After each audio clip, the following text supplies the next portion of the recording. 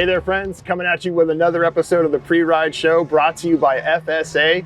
Get to spend a few minutes with my new friend, Anthony Carter. Brother, thanks for joining us. What's going on? Oh, man, just cooling, man. Enjoying this new scenery here. First time to Kansas? First time to Kansas. Me too. What do you think so far? Oh, man, I'm loving it, man. The people are super nice out here. The cars are slow down, blow the horn, give you a chance to get past. They even hold up for you. What a concept, right? Yeah, you know, where they don't do it nowhere else, you know? Right. Let's go back to when you first knew you were falling in love with riding bikes. How old were you? What did that mean to you? And what sort of sense of freedom did that provide to you? Man, as a kid, I loved bikes, but I lost the bike somewhere throughout my life. Okay. So I picked up a bike again at age 42.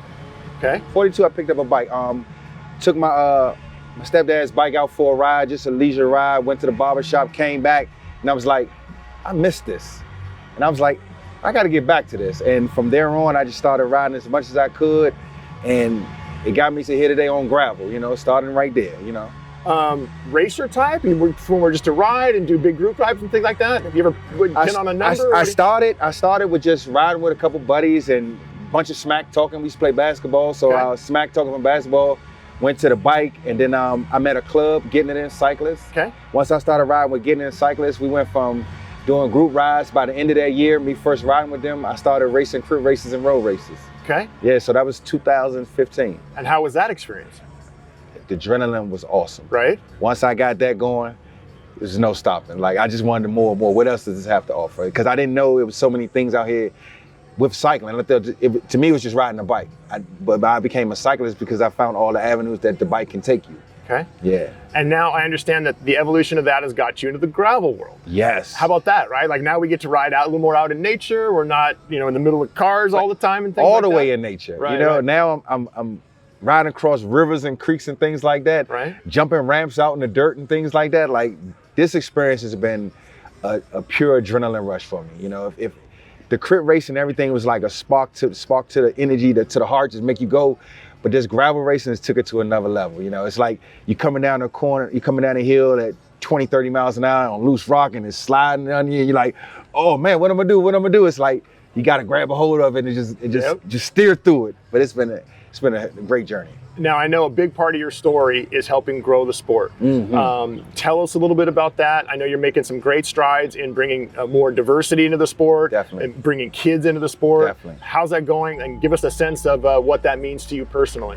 What it means to me is, like, you always want to see people of your same kind, same things that you're interested in, doing things that you like to do. And for cycling, it's just something that was never an opportunity for a lot of people. No, people don't know that you can ride a bike in college, get a scholarship and things like that.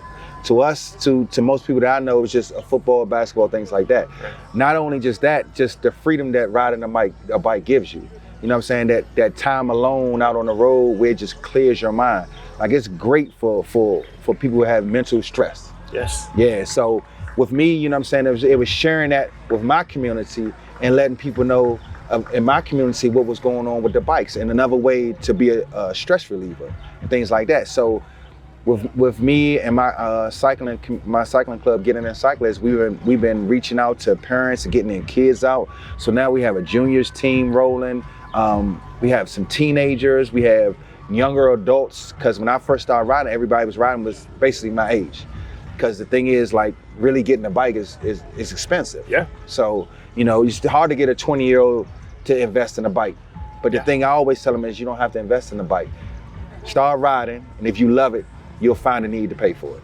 I love the way that sounds. Yeah, definitely. Where is this going on? Like, what part of the country are you in and doing I'm in Waldorf, Maryland, in the DC area. Okay. So we call it the DMV, District of Maryland in Virginia. Okay. Yeah. So we're in the Diamond District, and we ride all throughout that area, and we looking for people that just enjoy cycling.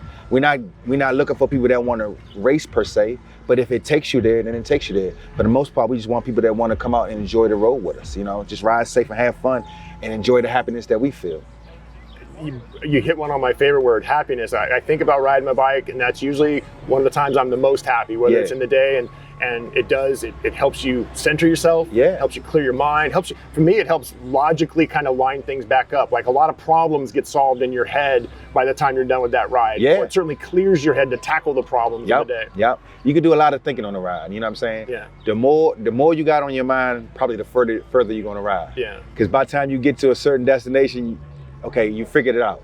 Then you gotta ride back. Yeah. And you're like, oh, then you just get into that peaceful place, Yeah, you know? yeah. Just zone out and just enjoy the road. Yeah. So let's look tomorrow to the ride. Are you tackling the 100, the 200? What do you got? I got the 100 on deck. All right. So I got my teammates, Adam, Jamie, Amity. Oh, nice. Okay. Yeah. She's a repeating champion. Yeah. Jess, they're doing the 200. Okay. So me and Mari, my coach Mari Holden, who's helping me develop the youth that I have at home. Right. She's mentoring me and coaching me. So me and her are going to ride the 100 together. So our goal is to get through the ride as fast as possible, but at the same time help people along the way. Maybe form my own train and take them up the road. I love it. You know, if we find some people falling off and we coming up, we encourage them to hop in with us. That's great. Yeah. I know you're gonna do great. Yeah. I have two last questions, important ones, not necessarily cycling related. What's in the headphones? What's your go-to music on a ride? I listen to everything.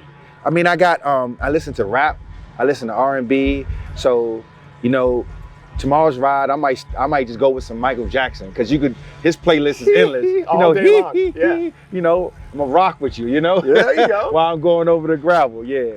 But it's gonna be a fantastic event out here. You know, I'm thankful for Pinarello, look for embracing my vision and helping me do what I'm doing. You know, it's been a big help from Pinarello to help me get more kids and people on bikes. Right on. Yeah. Last question then. My Lakers got drummed out last night. My Lakers too. I love the Lakers. Okay, well, who's left? Who are you calling it for then now that they're out?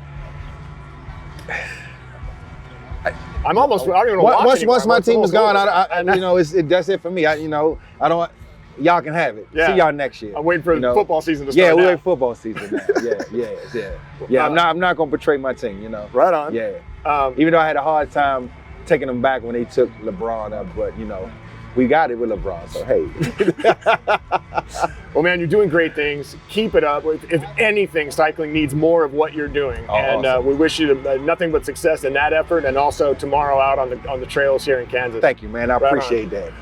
My man, Anthony Carter with us here on the Pre-Ride Show. Thanks for tuning in. Be sure to subscribe on the YouTube channel and click the little bell next to it. That way you get notified of all the new episodes that are going to drop. Thanks for tuning in.